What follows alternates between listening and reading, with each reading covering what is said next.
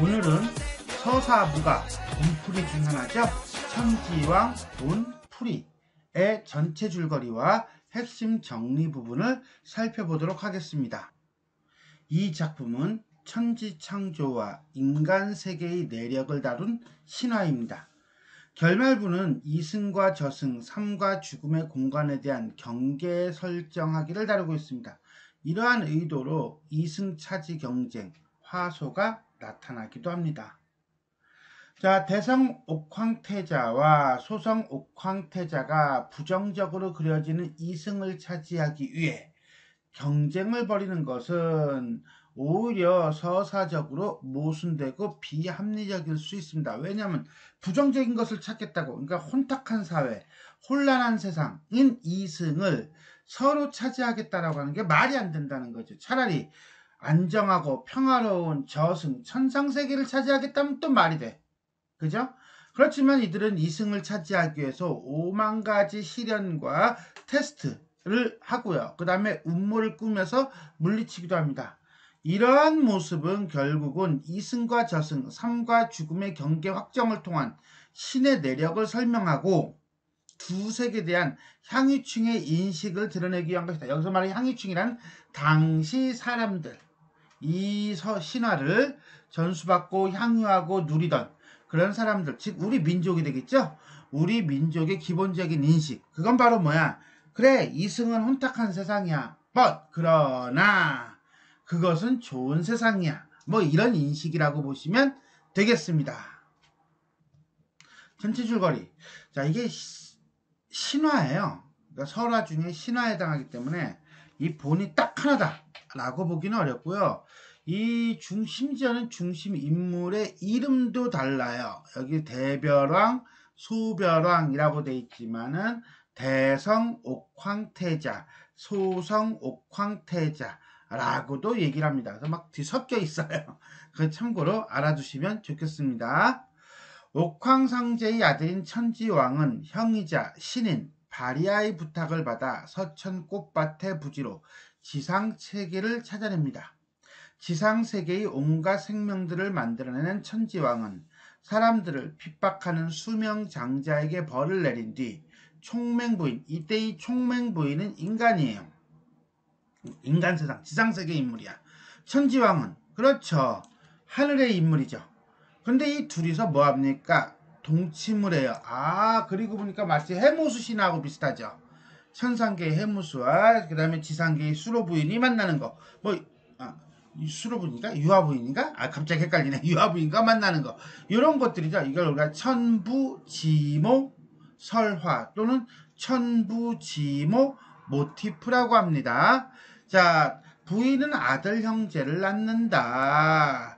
근데 이 아들 형제는 아버지가 없네요. 아버지가 없으니까 어떻습니까? 5만 가지 시련과 고난과 핍박을 받았을 것 같아. 그죠?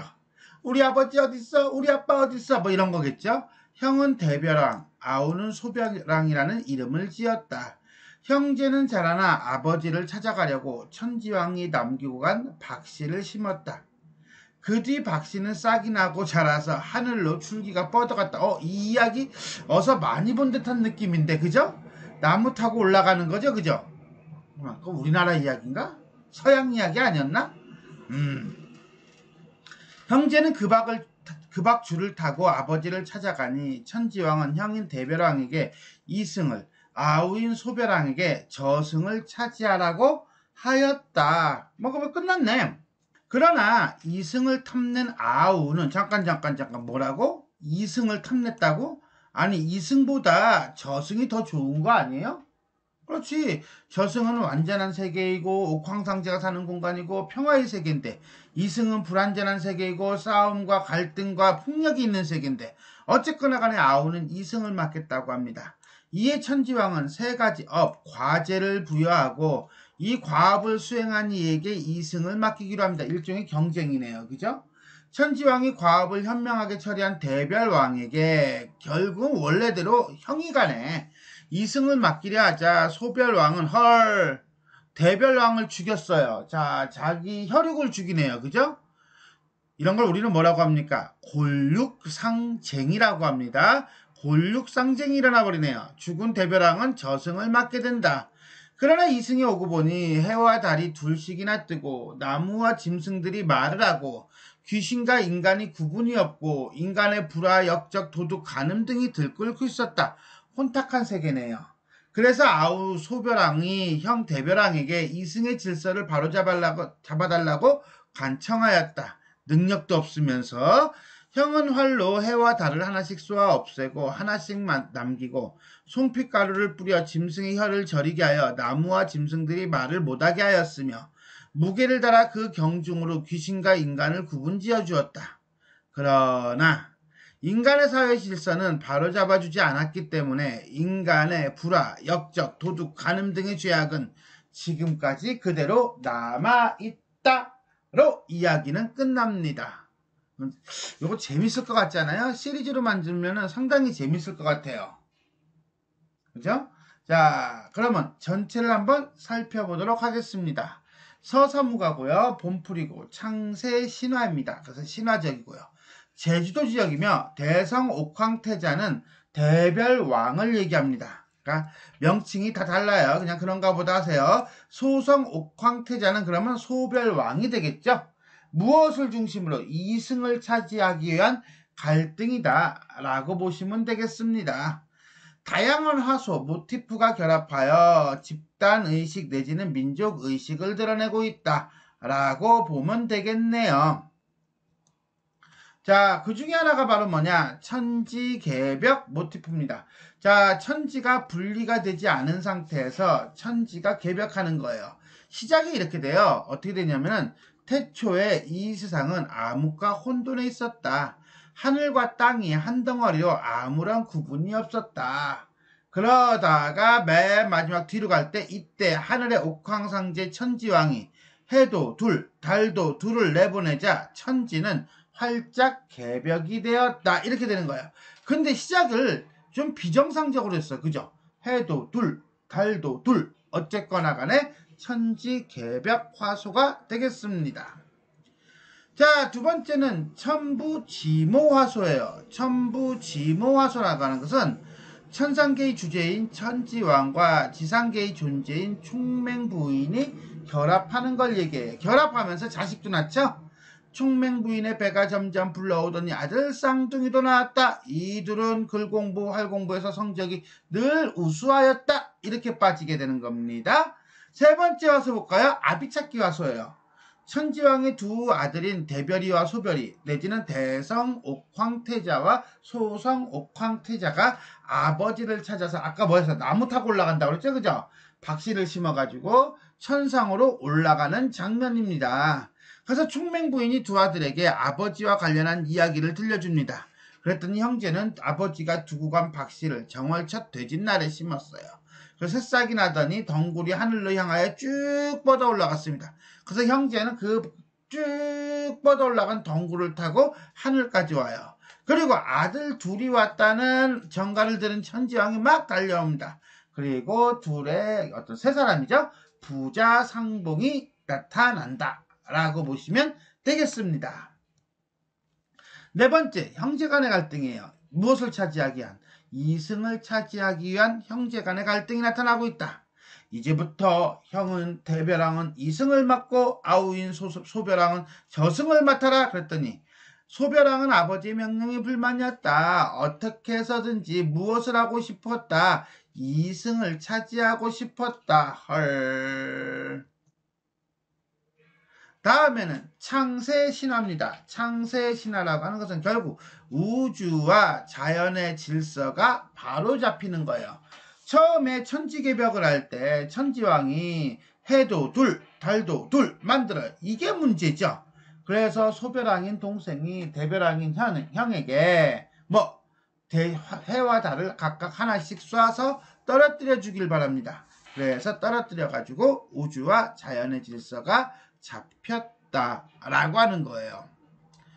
자, 소벼랑이 이승을 내려와 보니 과연 무질서가 판을 치고 혼란이 아니었다. 게다가 하늘에는 해도 둘, 달도 둘이 떠서 사람들이 낮에는 더워서 죽어가고 밤에는 추워서 죽어가고 있었다. 형님아 형님아 형님이 이승을 차지하세요. 나에게는 이승이 너무 버겁습니다. 이제 와서 그렇게 할 수는 없다. 일단 네가 자청해서 맡은 것이니 어쨌든 다스려야 한다. 큰 법은 큰 틀은 내가 가서 바로 잡아주마 하고 이승에 내려온 대벼랑은 천근활에 천근화살을 베어 하늘에 떠있는 해와 달을 쏘아 떨어뜨리는 일부터 하였다. 그리고 해는 쏘아서 동해바다로 달은 쏘아서 서해바다로 던졌다. 그래서 오늘날 해와 달이 하나씩 떠오르게 되어 만물이 편안하게 되었던 것이었다. 자, 두 번째는 이제 뭐야? 초목과 새 짐승들이 사람처럼 말을 하는 거야. 그러니까 말을 할 때 어떻게 안 돼? 그러면 안 되잖아. 사람하고 구별이 안 되잖아. 그래서 뭐예요? 자, 소나무 껍질 단말 닷대 가루내어 마파람결에 뿌리니 모든 금수와 초목의 혀가 마비되더니 말을 못하게 되었다. 그 다음은 살아있는 사람과 귀신에 대한 분별이야. 그건 뭐했어? 저울에 올라서게 백근이 차면 인간 세상에 보내고 백근이 모자라는 건 눈동자 2개 박아서 귀신으로 처리하였다. 귀신은 눈동자가 2개이므로 저승과 사람을 바라볼 수 있으나 사람은 눈동자가 하나밖에 없기 때문에 귀신을 바라볼 수가 없게 된 것이다. 눈이 2개란 얘기가 아니에요. 눈동자가 2개야. 그러니까 사람 눈이 이렇게 있잖아. 그러면 눈동자를 이렇게 2개를 박았다는 거야. 이렇게 빵빵. 어이씨 무서워. 무슨 말인지 이해했죠? 이렇게 이게 눈썹이고 이렇게 눈동자를 2개를 박았다는 거예요. 아무튼 간에 이로써 우주와 자연의 질서가 바로 잡혔다. 자, 내용에 따른 전승 집단의 의식을 보면은 일단 기본적으로 이승을 부정적으로 저승을 이상적으로 그리고 있다. 이것은 부정적 현실에 대한 비판과 구원에 대한 기대감이다. 그 다음에 사람들을 핍박한 수명장자가 벌을 받고 속임수를 써서 이승을 차지한 소벼랑 때문에 이승이 악행을 넘친다라고 하는 것은 욕심을 버리고 뭐해라? 남을 배려해야 한다. 대별이와 소별이 대성옥황태자와 소성옥황태자가 인간 세계인 이승을 다스리고 싶어하고 그 다음에 각자에 맞춰서 신이 된다는 것은 결국 인간이라는 존재를 긍정적으로 보고 인간의 능력을 높이 평가하는 인간 중심적 사고가 드러난다 라고 보실 수 있겠습니다. 두 번째, 대립적 인물을 설정하여 올바른 통치 방법을 제시하고 있다는 점은 이렇게 보면 돼요. 자, 대별이와 소별이 내지는 대성옥황태자와 소성옥황태자가 싸우는데 자, 그것을 가지고 임금이 천지왕이죠? 뭐합니까? 그래, 과업을 줘요. 과업을 주면서 2마리 흑룡이 인간을 도륙하고 있다. 그런데 그것을 인과 용과 지를 통해서 해결하라 라고 하는 과제를 줍니다. 그럴 때 동생인 소성옥황태자는 상대의 약점을 파악한 후 무기를 사용하여 상대를 제거하는 방법을 씁니다. 한마디로 무력으로 그냥 없애버리는 거죠. 이런 걸 우리가 패도정치라고 그래요. 그런데 대성옥황태자 형은 상대의 장점을 파악한 후 문제의 근원을 해결하여 인을 이룹니다. 오히려 상대의 장점을 파악해서 그것을 더 활용할 수 있게끔 해줘요. 자, 이런 거는 무력으로 하는 게 아니죠. 덕으로 하는 거죠. 이런 걸 우리가 덕치 내지는 왕도정치라고 합니다. 됐어요? 그럼 당연히 누가 이겨요? 그렇죠. 대성옥황태자가 이겨요. 그런데 결국은 어떻게 소성옥황태자 즉 소별이가 샤바샤바 해가지고서 이겨버립니다. 즉 이렇게 소별이가 다스리게 된 사실은 현실 세계의 모순과 혼란을 설명하는 한편 이상사회에 대한 희망, 그건 바로 뭐야? 대성옥황태자가 그렸던 그 정치, 그것에 대한 희망을 지니게 된다라고 보시면 되겠습니다. 자, 지금까지 우리는 천지왕 본풀이, 서사무가 본풀이의 하나인데 이것의 전체 줄거리와 핵심 정리에 대해서 살펴보았습니다. 지금까지 내용이 도움이 되셨다면 좋아요와 구독 버튼 눌러주시고요. 알람 설정 부탁드리겠습니다. 수고하셨습니다.